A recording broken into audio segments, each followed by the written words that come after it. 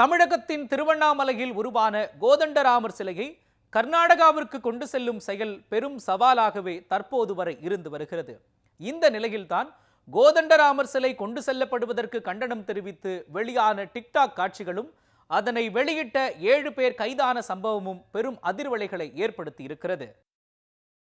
திருவண்ணாமலை மாவட்டம் வந்தவாசி அடுத்துள்ள கொரக்கோட்டை மலையிலிருந்து கர்நாடக மாநிலம் ஈஜிபுராவுக்கு கடந்த வருடம் நவம்பர் 7ஆம் தேதி கோதண்டராமர் சிலை புறப்பட்டது.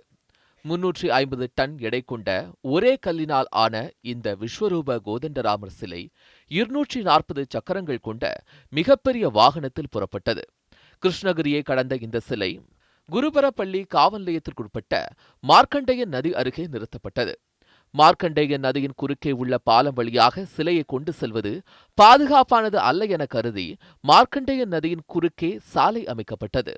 கடந்த 3 நாட்களாக நடைபெற்ற இந்த பணி நிறைவடைந்த நிலையில் சிலையை கொண்டு செல்லும் பணி கடந்த திங்கட்கிழமை தொடங்கியது. ஆனால் மார்க்கண்டேய நதியை பாதி கடந்த நிலையில் சாலையில் மண் சரிய தொடங்கியது. இதனால் சிலையை கொண்டு செல்லும் பணியில் மீண்டும் சிக்கல் ஏற்பட்டது. சிலை முந்தைய நிலைக்கு கொண்டு செல்லப்பட்டு மார்க்கண்டேய நதியின் கரையில் நிறுத்தப்பட்டது. இதனையடுத்து மீண்டும் சாலையை பலப்படுத்தும் பணி தொடங்கியது. சாலை பலமானது என்பதை உறுதிப்படுத்திய பிறகே மீண்டும் சிலையை கொண்டு செல்லும் பணி தொடங்கும் என கூறப்படுகிறது. இந்த நிலையில்தான் கோதண்டராமர் சிலையை கொண்டு செல்வதற்கு எதிர்ப்பு தெரிவித்ததோடு அதனை டிக்டாக்கிலும் பதிவு செய்த 7 பேர் மீது காவல்துறை நடவடிக்கை எடுத்துள்ளது. கிருஷ்ணகிரி மாவட்டம் பாலகுரியை சேர்ந்தவர் மகேஷ்குமார். தமிழகத்திற்கு கர்நாடகா, ஆந்திரா, கேரளா ஆகிய மாநிலங்கள் எந்த நன்மையும் செய்வதில்லை. தமிழகத்திற்கு தண்ணீர் தராத கர்நாடகாவிற்கு திருவண்ணாமலையிலிருந்து சிலை வெட்டி எடுத்து செல்லப்படுகிறது என டிக்டாக்கில் மகேஷ்குமார் ஆவேசமாக கூறியுள்ளார். இதுகுறித்து அரசியல்வாதிகள் ஏன் கேள்வி எழுப்பவில்லை என்றும், கோதண்டராமர் சிலை குறிப்பிட்ட இடத்திற்கு மேல் சென்றால் என்ன செய்யவும் நாங்கள் தயாராக உள்ளோம் என்றும் அதிரடியான கருத்துக்களை தெரிவித்திருந்தார் மகேஷ்குமார். இது சமூக வலைதளங்களிலும் பரவியது. இந்த சிலை எங்களுக்கு முக்கியம். அவனுங்க தண்ணியே தராத போது நம்ம ஏன் இந்த சிலையை நம்மளோட கல்லை நான் ஏன் கொடுக்கணும்? எங்களுக்கு சாமியும் முக்கியம்தான். இங்க கோயில் கட்ட முடியாது எங்கனால. எத்தனை கோடி இதுக்கு ஊழல் பண்ணீங்க? ஏன் எந்த நியூஸ்காரனும் இது சொல்லல? எந்த அரசியல்வாதி ஏன் சொல்லாம போயிட்டீங்க? இந்த கிருஷ்ணகிரி எங்க ஊர்ல நிக்குது. நாங்க கேள்வி கேட்போம். நாளைக்கு இதுக்கு பிரச்சனை நாங்க ஸ்டார்ட் பண்றோம். ஆனா தண்ணி தர முடியாத ஒத்துக்கிட்ட இந்த கர்நாடக அரசு அதே மாதிரி இந்த சிலையை நாங்க தரமாட்டோம் தான் நாங்க இப்போ பண்ண போறோம். உங்களால முடிஞ்சதை செஞ்சுக்கோங்க, எந்த அரசியல்வாதியா இருந்தாலும் சரி.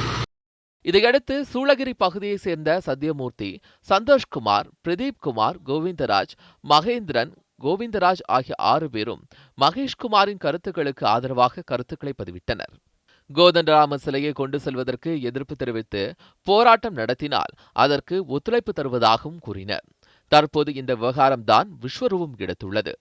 சர்ச்சைக்குரிய வகையில் கருத்துக்களை பதிவிட்டதாகவும், கலவரத்தை தூண்டும் விதமாக கூட்டம் சேர்க்க முயன்றதாகவும், மத்திய மாநில அரசை விமர்சித்து கருத்து பதிவிட்டதாகவும் மகேஷ்குமார் உள்ளிட்ட 7 பேர் மீது கிருஷ்ணகிரி தாலுகா போலீசார் வழக்கு பதிவு செய்தனர். தொடர்ந்து மகேஷ்குமாரை கைது செய்து சிறையில் அடைத்தனர். மேலும் அவருக்கு ஆதரவாக கருத்து பதிவிட்ட 6 பேரையும் கைது செய்தனர். இதில் மகேஷ்குமார் தவிர மற்ற 6 பேரும் ஜாமீனில் விடுவிக்கப்பட்டுள்ளனர். டிக்டாக் செயலியால் சமீப காலமாக பலரும் கைது செய்யப்பட்டு வரும் நிலையில் கோதண்டராமர் சிலைக்கு எதிர்ப்பு தெரிவித்த 7 பேர் மீதும் காவல்துறையின் நடவடிக்கை பாய்ந்திருப்பது பரபரப்பை ஏற்படுத்தியுள்ளது. திருலோகச்சந்தர், நியூஸ் 7 தமிழ், கிருஷ்ணகிரி.